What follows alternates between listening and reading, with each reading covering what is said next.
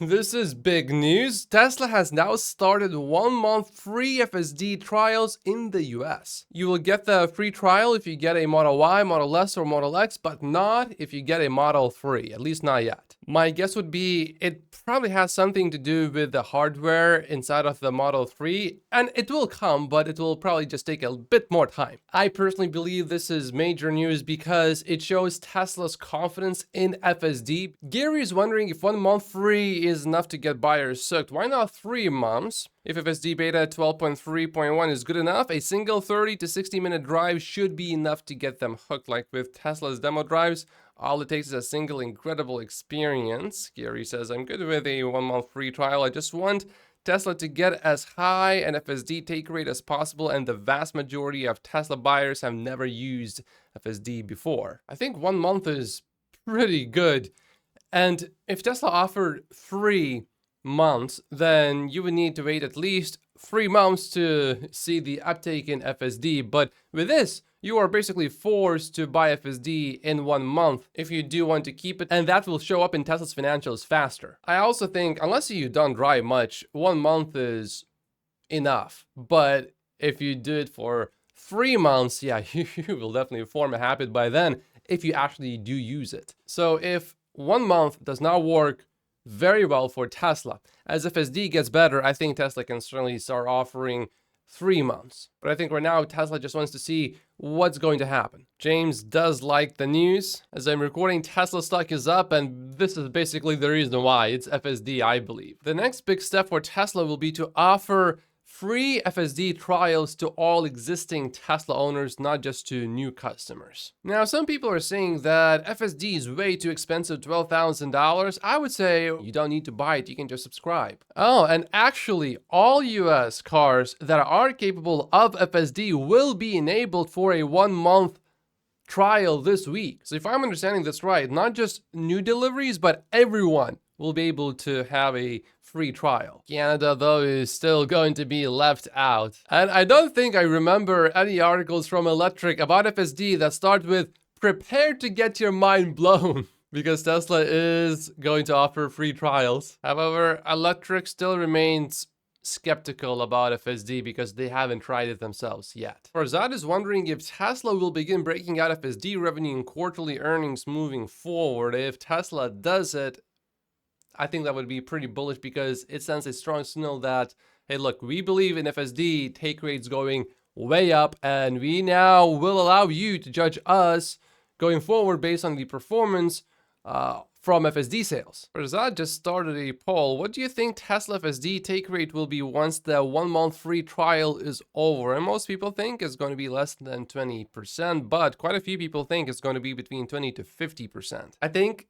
you just need to have one bad experience not to want to buy it anymore. So if you have one instance of phantom braking, which I haven't seen about FSD V12, by the way, or one weird thing that the system does and you no longer want to buy it. So I'm not sure if FSD V12 is quite there yet, but certainly we have seen so many people go for some period of time without interventions. But I have also been reading all the comments under my videos, and I do see quite a few people still saying that they had something weird happen with V12, but it is definitely better than V11. Also, personally, I have not tried the software yet, and I want to keep my expectations low for myself in the short term, but in the long term, my expectations are very high, of course. Steven, though, thinks that the take rate is going to be under 10%, I guess. So we know that Tesla is already advertising on Facebook, and it just started advertising on Instagram as well. Tesla spending money on the media placement, but not yet spending money on creative advertising, instead just using existing assets and editing them to fit whatever platform and format is required. Baby steps still, but steps nonetheless. Italy reportedly contacted Tesla about truck production. We have heard Elon say that semis are likely going to be made in Germany, but we haven't heard anything about Italy. It's not Tesla reaching out to Italy, it's Italy reaching out to Tesla. Here's something to watch out for. China files lawsuit with World Trade Organization against US signing discriminatory policies for EVs in the IRA. I think both parties in the US agree that we don't want Chinese automakers coming into the US, so I don't think it's going to go anywhere really. Rohan Patel from Tesla, who I now consider Tesla's PR department, has given us an update on FSD. Going forward, Canada will be no different than the US unless there is a regulatory or technical issue. Cybertruck falls into the regulatory case, but we are closing in on a solution with Transport Canada. We are just playing a bit of catch up and aren't far from being able to enable a number of much anticipated updates for Canada. ARK Invest is buying even more Tesla stock. They have been buying quite a bit lately, and Tesla stock is up now. Elon Musk sent another email to all Tesla employees, and this time he says, please also do the same when cars are returned from service. This is very important. So all of these people are going to get free FSD drives. Meet Kevin has a take about Elon Musk sending emails to Tesla employees. Number one, is this bullish for Tesla? Is this a red flag on margins and low take rates? Or is this the end to seamless deliveries? It's probably a combination of all of these. FSD 12.3.1 is very good, but is this being done to avoid dropping the FSD price? Just sell better. Blame the sales team if you don't get the result. Farzad thinks this will put pressure on sales to ensure everyone is aware of the technology. It will also flood the AI team with feedback from first-time users that are completely unaware of the technology, and in the process it will boost take rates as well as margins. In the end, Kevin's conclusion is that it does make sense for Tesla to do this financially.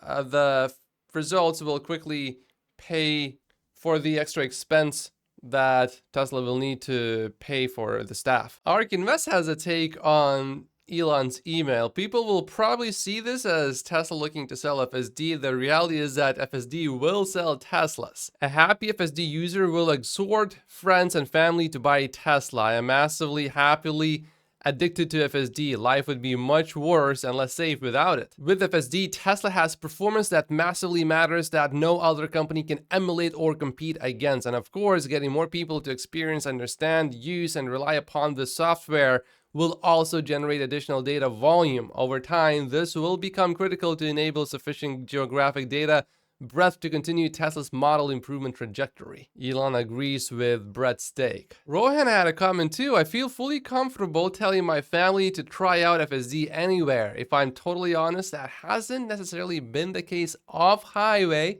till recently. Every Tesla owner that can utilize FSD should do so for the safety benefits alone. What's most exciting to many of us is the magical scientific advancement and progress from the Tesla AI team. It has me wanting to drive much more than ever before. Someone is collecting disengagement data for FSD, so this is actually much better than just looking at someone else's video. Driving FSD looks like average miles per disengagement, which stood at 100 miles before, went up to 264 miles so far, also known as a 63% reduction in disengagements. And because V12.3 is still so new, I think we don't have enough data really, so this number could still go up. And here's a lot more data. FSD V12.3 looks to be 3 times better than FSD 11 based on the user submitted intervention data. This is from 129 entries covering 2,400 miles. It's not a huge set of data, but it is decent. Looks like 769 city miles have been driven before a critical disengagement. James says FSD is incredibly human-like here. This turn took 45 seconds to make. There's no doubt that FSD V12 is much better compared to V11. But there are definitely still issues. You can see there's an issue with the trailer here. Woo, it got really close there. All Tesla needs to do is just collect more data with trailers and it will fix the issue. But if you see a trailer like that, I suggest that you disengage. Ahmed Peppers now has FSD V12. He says instant upgrade from War Class L2 ADAS to baby level 5 full autonomy. I had a few 30-minute drives with 0 interventions. Navigating traffic downtown areas and highways in Northern California. Impressive decision making by the end-to-end neural net, resembling human-like thinking and adaptability. Successful parking maneuvers, including parking in front of my house autonomously. 0 intervention so far, except for the one parking attempt at and of below video. So it wasn't a safety critical disengagement. The vehicle just didn't decide which parking spot to take, and it just kept going around, I guess. And here's Emmett's conclusion. The end-to-end neural network approach is undoubtedly the way forward for FSD. Robotaxis seem imminent, assuming consistent improvements in upcoming versions. While I have been overly excited about FSD progress in the past, only to face stagnation, I'm cautiously optimistic this time. The next 1 to 2 versions will be crucial in determining if this breakthrough is sustainable. Emmett also anticipates that 2025 will be the next meaningful year for stock performance. Here's another person who just got V12.3 for the first time, and he's really happy. Emmett has a rather interesting observation. It's fascinating to be able to observe my FSD V12 car has almost like genuine thoughts in weird scenarios that require fast decision making or predictions. It's weird because it seems to succeed in doing this in a way that could in no way be heuristically coded for some scenarios. And this is very telling. So before FSD V12, only 42% of this person's driving was done on FSD. With V12.3, it's now at 99%. Yeah, at this point, we can very safely say that it's not just Omar being super excited about getting no intervention drives. Seems like no intervention drives are now commonplace. As Gerber points out a few weaknesses of FSD V12.3, it purposely drives very slow, painfully at some points, but it worked very well, better than ever. It does hug the left side of the lane too much and gets too close to stuff, but I did have to intervene, says Ross Gerber. So no doubt overall, he says that FSD has taken another big leap forward. Is Ross Gerber going to go from a bit of almost like a bear about Tesla stock to perhaps coming back as a big bull? The Tesla community has been waiting for that one FSD moment when everything changed, when it got so good that the whole narrative would change. I think we could be living in that moment right now with FSD Beta V12. Tesla has a ton of eyeballs on them and a lot of journalists ready to pounce on them if anything goes wrong. Because Tesla is willing to take the risk with these test drives and free trials, he tells me that Tesla is very confident in their newest FSD builds. Some people are asking why it's only 1 month free trial if FSD Beta V12 is good enough. And it looks like it is. A single 30 to 60 minute drive should be enough to get people hooked. It's just like a Tesla demo drive. Butts in seats sells Teslas. Experiencing a really smooth FSD Beta drive could definitely increase take rate. And Omar put FSD pricing in perspective. Imagine if you could have unlimited Uber rides for $5 a day without anyone annoying you in the car. That's what currently FSD pricing is. People will only realize in the future how cheap it really is today. If you like drinking really fancy coffee, you're gonna pay a bit more than how much FSD would cost you per day if you subscribe. There's a job posting about Tesla's 5G infrastructure. Tesla is looking to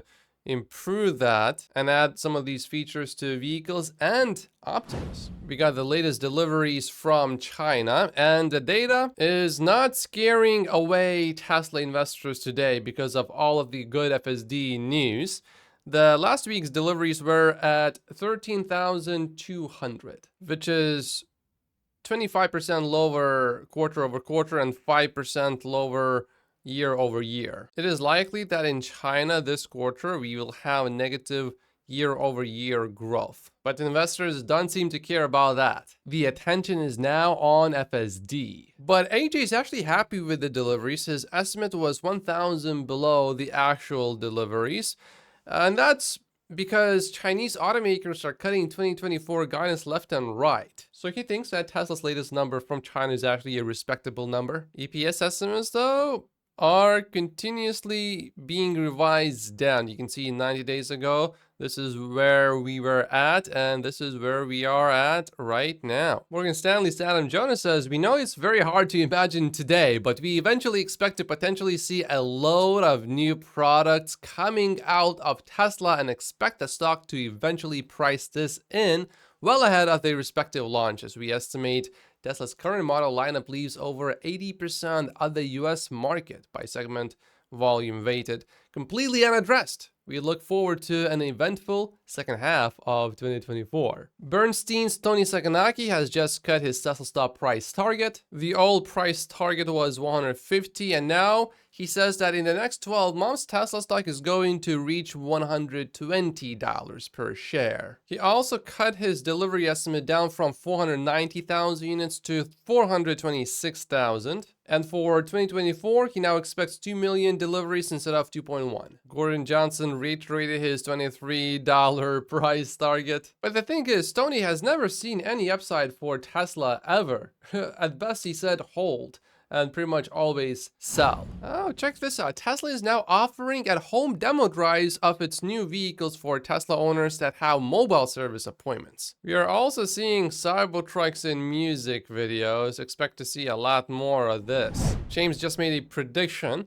Tesla Cybertruck is going to outsell Rivian R1T plus Ford F-150 Lightning plus Hummer EV combined in 2024, and there's a good chance he's actually going to be right. Here's an interesting takeaway from Sawyer. Traditionally, you don't think of pickup trucks as comfortable highway cruisers, but I found the Cybertruck to be very comfortable on 3-hour-long drives. Air suspension soaks things up well. Only thing that was missing was FSD. When Cybertruck gets that, it will be even better. Oh, and a truck was Sawyer's daily driver for about 5 years, so Sawyer does know what he's talking about. BYD released its last year's profit report, and Electric says it fell a little short. And finally, Fisker is being delisted. The stock is down 64.9% today. It's over. It's done. And Lucid is really scared. Remember Marcus Brownlee, who reviewed one of the Fisker vehicles and basically called it the worst car? This appears to be an email from the CEO of Lucid to Lucid's employees. It has come to our attention that there have been instances where unauthorized individuals, notably MK, BHD, or Marcus, have attempted to conduct reviews of the Lucid Air without proper authorization. It is important that all employees adhere strictly to the following protocol. Should you encounter the said person near any Lucid Air vehicle, please refrain from allowing them to conduct any review activity. Under no circumstances should any unauthorized individual be permitted to assess or review our vehicles without prior approval from the Lucid leadership team. Failure to comply with this protocol will result in immediate dismissal from your position. Lucid is scared. And that's going to be it for today's episode. Like and subscribe if you haven't yet, and I will see you in tomorrow's video. My shoulder is feeling quite a bit better after getting that physio treatment. I got on a plane to go to the best physio I know, and it seems like it has been well worth it. But that's why there was no video on Sunday. I thought I could get it out, and I had maybe a few minutes of footage, but I thought publishing a 3-minute video probably not the best idea, so just put that footage into the video that I published yesterday on Monday.